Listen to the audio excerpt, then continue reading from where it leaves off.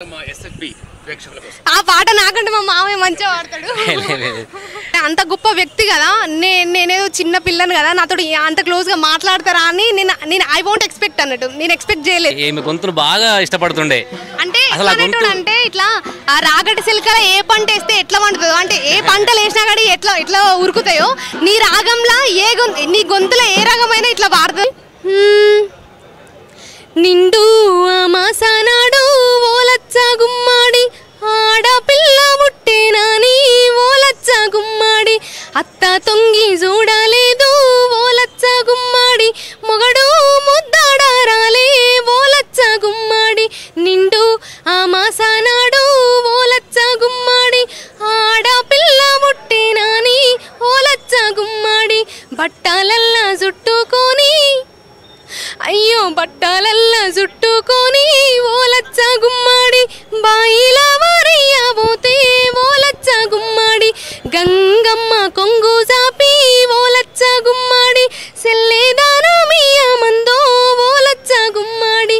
నిండు మాసానాడు ఓలచ్చ గుమ్మాడి, ఆడపిల్ల ముట్టేనాని ఓలచ్చ గుమ్మాడి, నిన్ను సెత్తల వారయ్య బిడ్డో ఓలచ్చ గుమ్మాడి, బాయిల వారయ్యనమ్మో ఓలచ్చ గుమ్మాడి, సమ్మక్కను చేస్తా ఓలచ్చ గుమ్మాడి, సారాలమ్మను చేస్తా ఓలచ్చ గుమ్మాడి, జాతి లక్ష్మిని చేస్తా ఓలచ్చ గుమ్మాడి, రాణి రుద్రమ్మను చేస్తా ఓలచ్చ గుమ్మాడి. సో ఈ విధంగా తాతయ్య తన రచన ద్వారా ఎంతో మంది అమ్మాయిలకి ఇట్లా ఒక ఎంకరేజ్మెంట్ ఇచ్చి ఇప్పుడు స్వర్గస్థులు అయినారు.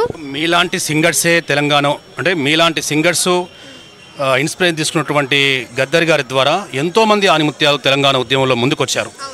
గద్దర్తో పాటు మీరు చేసిన గానము గాత్రము ఎప్పటికి కూడా తెలంగాణ సమాజం ఎప్పటికీ మర్చిపోదు.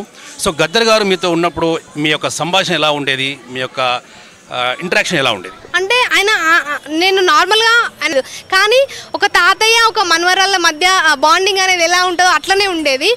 నేను నార్మల్గా తాతయ్య అనే పిలిచేది. ఆయన కూడా నీ పాటలు వింటాం తల్లి, ఏదైనా జర్నీలో కానీ ఎక్కడికి వెళ్ళినా కానీ నీ సువ్వి సువ్వి అనే పాట నాకు బాగా ఇష్టము, నాట్లేసుకుంటే మంచిగా వాడతావు కదా అని ఇట్లా.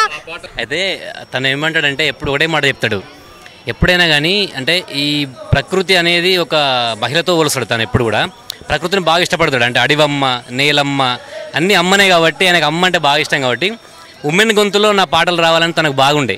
అట్లా కొన్ని పాటలు తనవి కూడా చెప్పిపోయిండు. అంటే మాకు కలిసినప్పుడల్లా చెప్తుండే, నువ్వు ఎప్పటికైనా మల్లన్న నువ్వు ఇట్లా మీ కోడలతో అంటే మన మనవరాలతో మన మౌనికతో కొన్ని పాటలు పాడించని కొన్ని చెప్పిండు.